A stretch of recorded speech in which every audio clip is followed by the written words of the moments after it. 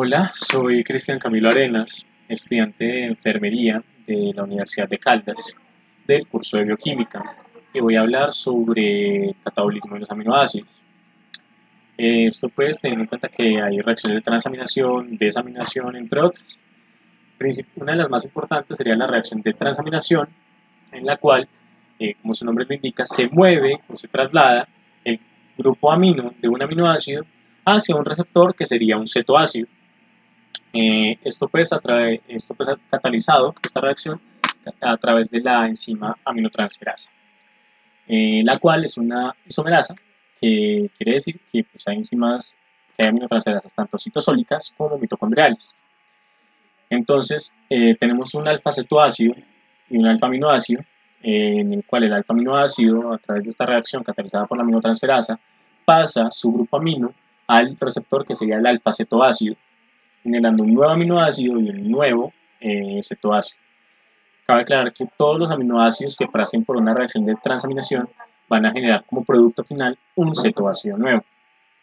Por otro lado estaría entonces la desaminación, que es distinta a la transaminación, ya que la transaminación, como mencioné, pues transfiere o mueve el grupo amino. La desaminación libera el grupo amino de dicho aminoácido. Podemos tomar como ejemplo el glutamato, el cual utiliza como enzimas la GPT, que es la glutamato piruvato transferasa, perdón, o también conocida como alanina aminotransferasa, o también puede utilizar la GOT, que sería la glutamato oxalacetato transferasa, que también podría ser conocida de otra forma, como la aspartato aminotransferasa. Esto pues en cuanto a transaminación y desaminación de una forma más bien resumida. Esta reacción de desaminación genera entonces un ion amonio o amoníaco.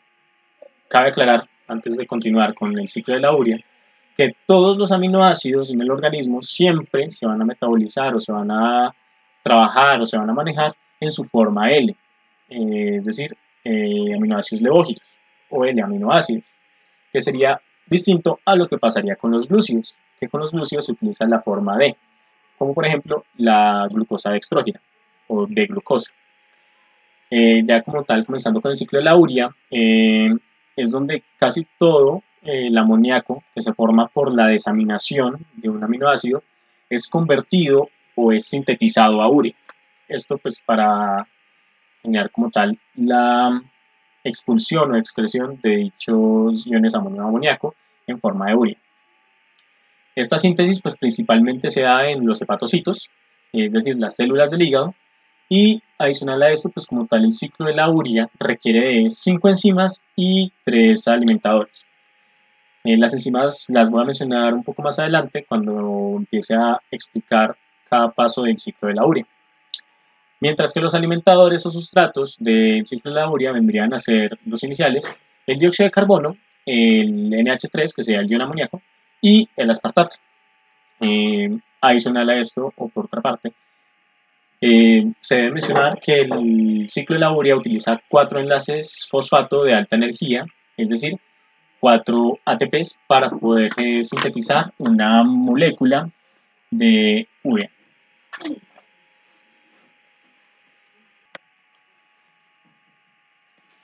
Esta molécula de urea pues se sintetizaría, como dije, a partir de esos 4 ATPs. Esa sería la energía que se utilizaría para sintetizar. El ciclo de la urea tiene o genera o funciona a partir de 5 reacciones, las cuales pues son la primera, que sería la síntesis del carbamilfosfato, en la cual intervienen el dióxido de carbono y el ion amoníaco, y posterior a eso ya vendría a ser la síntesis de citrulina, que pues más adelante explicaré qué enzima interviene en esta, la síntesis del arginosuccinato y también pues la ruptura del arginosuccinato, para ya pasar de esta ruptura de este arginosuccinato a arginina, para posteriormente pues ya la arginina hidrolizarse y formar como tal la urea. Tenemos entonces que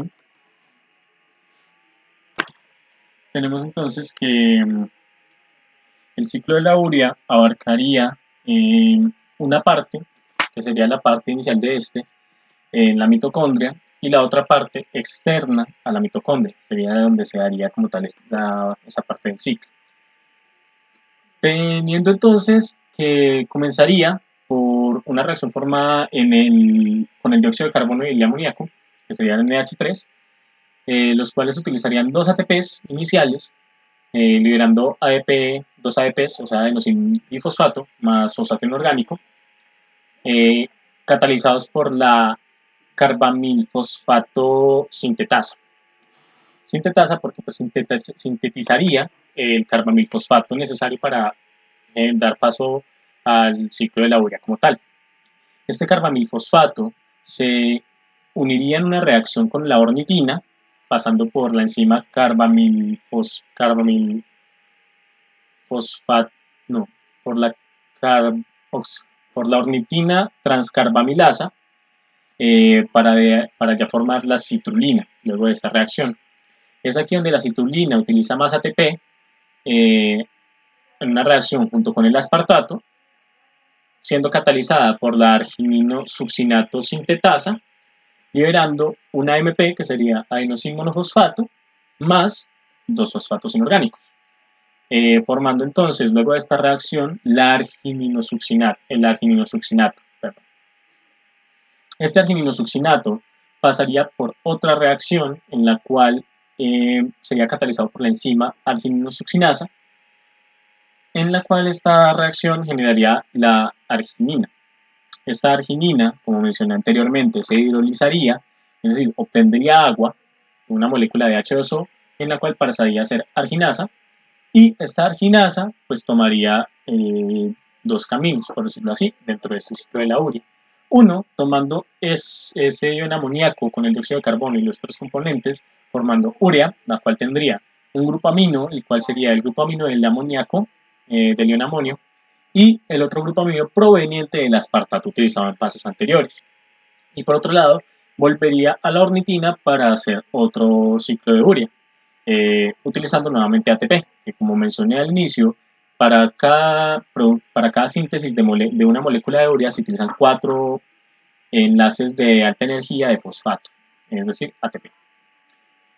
El ciclo de la urea tendría entonces una conexión o una vinculación junto con el ciclo de Krebs. Esta vinculación se daría en el cuarto paso, el cual es donde el argininosuccinato pasa a ser arginina.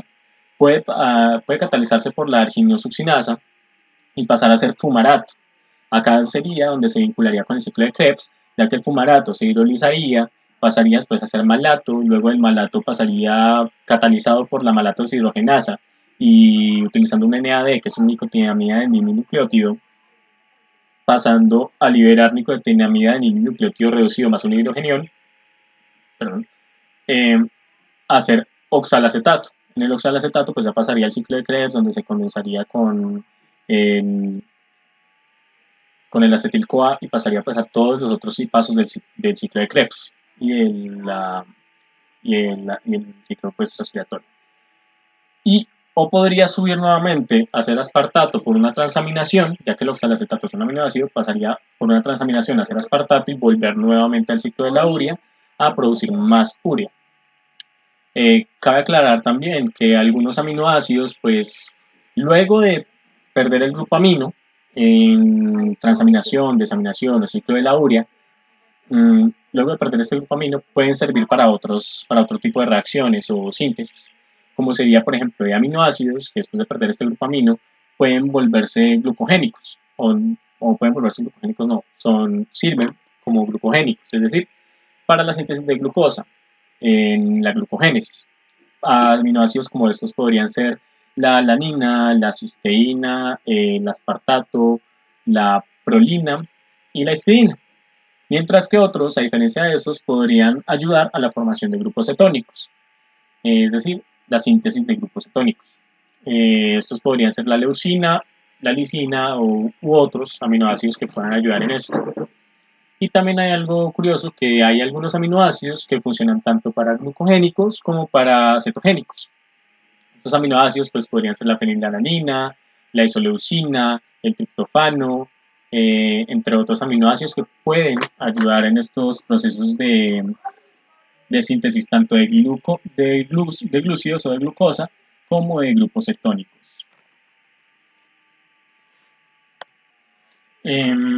Adicional a esto, tenemos entonces varias cosas.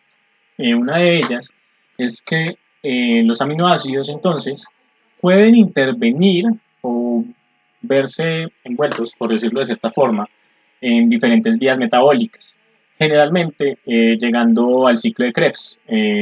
Esto pues debido a la generación de acetil-CoA que tienen en sus ciclos, como por ejemplo el ciclo de la urea.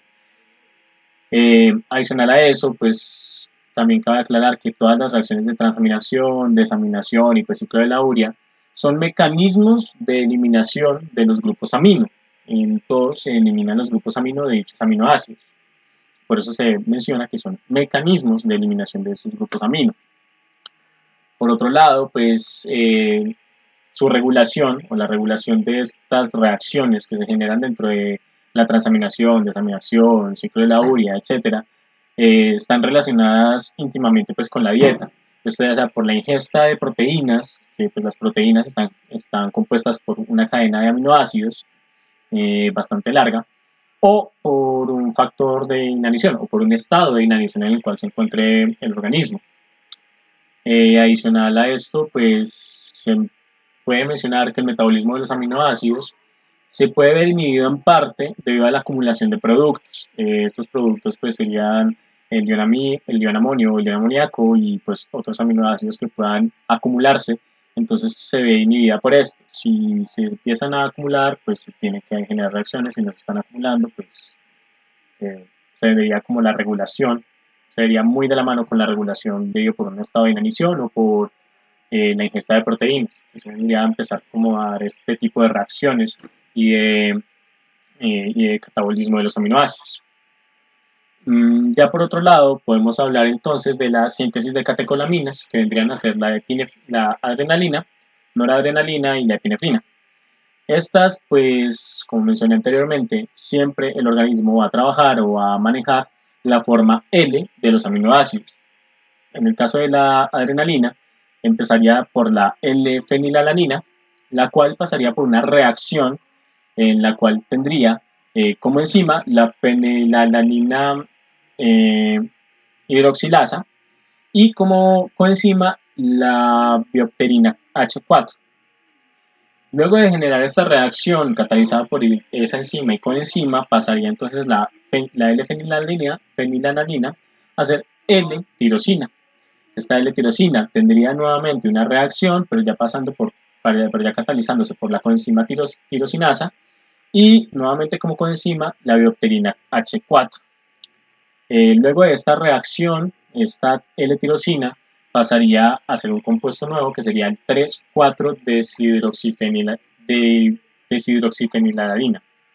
Que sería 3,4-dihidroxifenilalanina. Esta 3,4-dihidroxifenilalanina pasaría nuevamente o generaría nuevamente una reacción, esta vez de descarboxilación, pasando por una enzima descarboxilasa y utilizando como coenzima el piridoxilfosfato.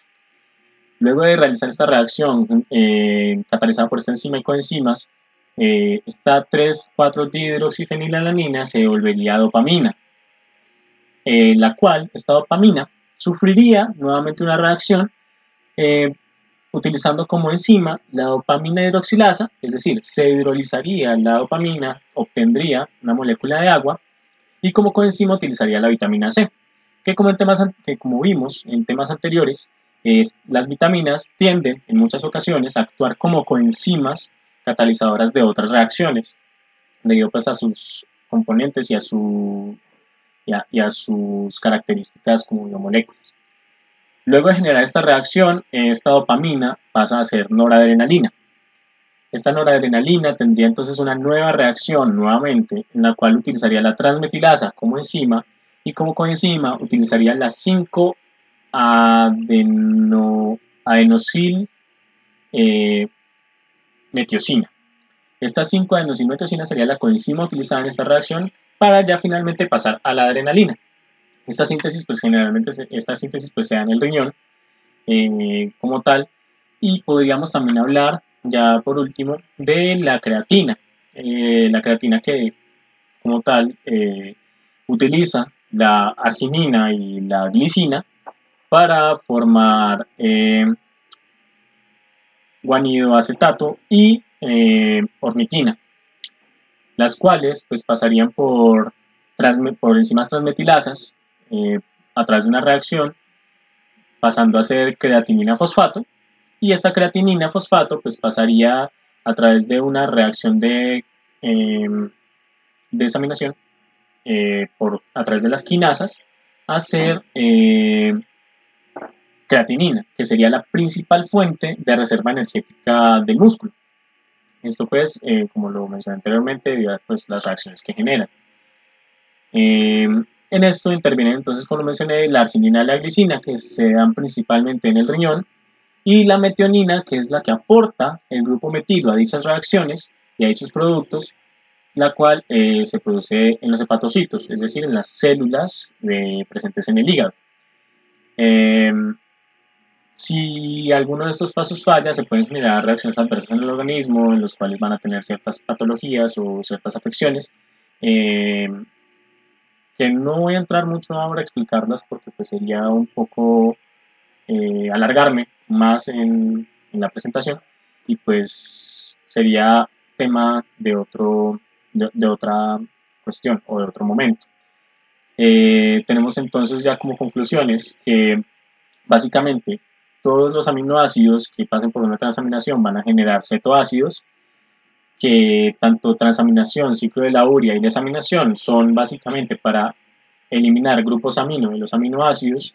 En el caso del ciclo de la urea, para tomar los iones amonio y amoníaco para que no se acumulen en el organismo y expulsarlos en forma de urea, que como tal el ciclo de la urea tiene una relación muy estrecha con el ciclo de Krebs, y que adicional a esto, pues este es una reacción catabólica la cual gasta energía, perdón, una reacción anabólica la cual gasta energía, en la cual se está utilizando ATP para poder sintetizar una molécula de urea, como lo mencioné anteriormente, pues 4 ATPs.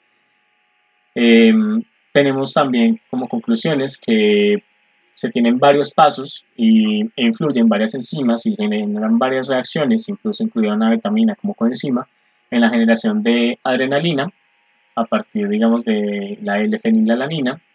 Otra conclusión que se puede sacar es que siempre se van a utilizar los aminoácidos en su forma levógira, y que como tal, pues todas estas síntesis son procesos que se están generando constantemente y se regulan y se inhiben dependiendo también de la dieta y de los procesos que esté llevando como tal el organismo.